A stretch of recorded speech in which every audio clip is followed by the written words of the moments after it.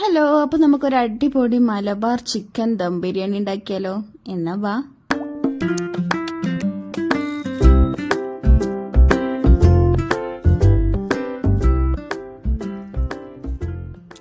അപ്പോൾ അതിന് വേണ്ടിയിട്ട് ഞാൻ ചിക്കൻ എല്ലാം കഴുകി എടുത്ത് വെച്ചിട്ടുണ്ട്. പിന്നെ തക്കാളി, സവാള, ഇഞ്ചി, വെളുത്തുള്ളി ചതച്ചത്, പച്ചമുളക് ചതച്ചതും കൂടി എടുത്ത് മാറ്റി വെച്ചിട്ടുണ്ട്.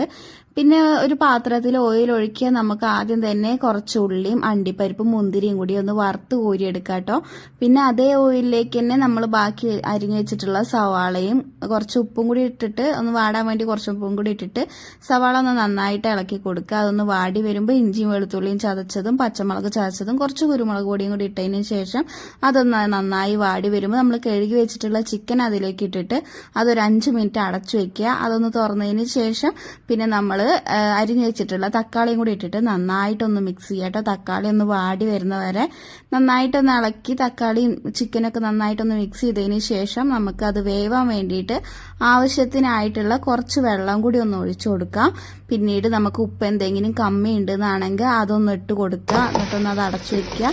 ചിക്കൻ്റെ വെള്ളം നന്നായി വറ്റി വരുമ്പോൾ അതിലോട്ട് ഒരു 3 ടേബിൾ സ്പൂൺ യോഗട്ട് ഇട്ട് കൊടുക്കുന്നുണ്ട് കേട്ടോ. അതൊന്ന് നന്നായിട്ട് മിക്സ് ചെയ്തിട്ട് വെക്കുക. പിന്നെ ചോറിലേക്ക് വേണ്ടിയിട്ട് ഒരു പാത്രത്തിൽ നെയ്യ് ഒഴിക്കുക. അതിൽ പട്ട, ഗ്രാമ്പു, ഏലക്കായ, പെരുംജീരകം കൂടി ഇട്ട് വയ്ക്കുക.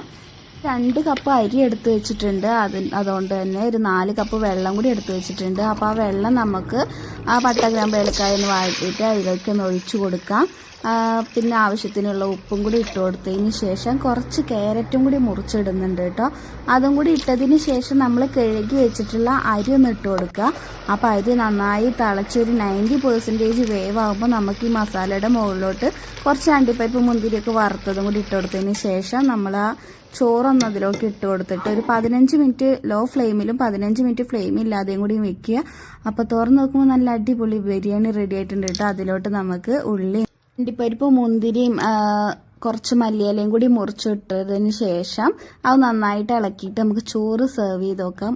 അടിപൊളിയായിട്ടുണ്ട് കേട്ടോ. ചിക്കനൊക്കെ നല്ല വെന്തതായിട്ടുണ്ട്. നമുക്ക് ചിക്കനൊക്കെ തൊട്ട നല്ല ജ്യൂസി പോലെ ഇങ്ങനെ കിട്ടും കേട്ടോ. അതേപോലെ തന്നെ എല്ലൊക്കെ അതൊന്ന് നേരെ ഉടഞ്ഞു കിട്ടും. പക്ഷേ നമ്മുടെ ബിരിയാണിക്ക് ഒരു അക്കിടി പറ്റിയിട്ടുണ്ട് കേട്ടോ. അടി നന്നായിട്ട് പിടിച്ചിട്ടുണ്ട്. അത് വേറെ ഒന്നുമല്ല, അത് ആ മസാല ഇട്ട പാത്രത്തിൽ തന്നെ ഞങ്ങൾക്കൊരു ഫോൾട്ട് പറ്റിയതാണ്. മസാല ഇട്ട പാത്രത്തിൽ തന്നെ ഞാൻ ദമ്മിട്ടു. അതൊരിക്കലും ചെയ്യാൻ പാടില്ലായിരുന്നു. നമ്മളങ്ങനെ ചെയ്യാറ് തന്നെ ഇല്ല അല്ലേ ആരും. പക്ഷെ ഞാനിപ്പോൾ എന്തോ ഒരു ഓർമ്മയിൽ അങ്ങനെ ഇട്ട് പോയതാണ്. അതായ പോലെ തന്നെ അടി പിടിച്ച് കരിഞ്ഞിട്ടുണ്ട് എന്ന് കരുതിയിട്ട് നമ്മുടെ ചിക്കനിലോട്ടോ ചോറിലേക്ക് ആ സ്മെല്ലൊന്നും വന്നിട്ടില്ല. ഇത് കരിഞ്ഞ സ്മെല്ലും ഇല്ല കേട്ടോ. കരിഞ്ഞിട്ടുണ്ട് എന്നുള്ളൂ, കരിഞ്ഞ സ്മെല്ലൊന്നും ഉണ്ടായിരുന്നില്ല. അപ്പോൾ പുതിയ വീഡിയോ കാണുന്നവരെ ബൈ.